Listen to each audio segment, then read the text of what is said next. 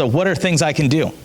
Well, if we look at the scripture, we see that there are constant acts of mercy performed by Jesus today on the Sabbath day. So he said an ox fell into the pit.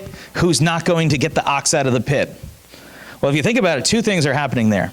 An animal is in distress, so they save that animal. But the second thing is this: because the animal is in distress, the animal was prevented from Sabbathing itself. And so by getting the animal out of the pit, they were allowing that ox to Sabbath in its own way. So in a sense, they were helping the animal's worship by getting it out of the pit. So if somebody in your life falls into a pit on the Lord's day, and you go to help them out of the pit, you're worshiping God. That's Luke 13:15. Lord, some you hypocrites, does not each one of you on the Sabbath untie his ox or his donkey from the manger and lead it away to water it? Or you can see Jesus had actions he did. On the Sabbath day, Jesus made mud and opened their eyes, so he did acts of healing and service.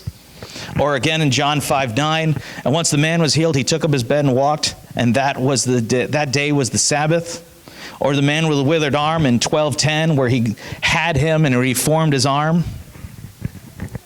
And then, of course, Matthew 12:5, or have you not read the law, how the Sabbath, the priests in the temple profane the Sabbath, are guiltless? So worshipful acts. So when you come up here and when our deacons help do communion today, they're not in violation of the Sabbath because they are participating in mercy and ministry to us all. You can do acts of mercy today. Even if you are, say you're a nurse and you just say, I'm going to go do nursing activities. Say you are some sort of operator, you're a police officer and you're helping people get to church that morning, as you'll see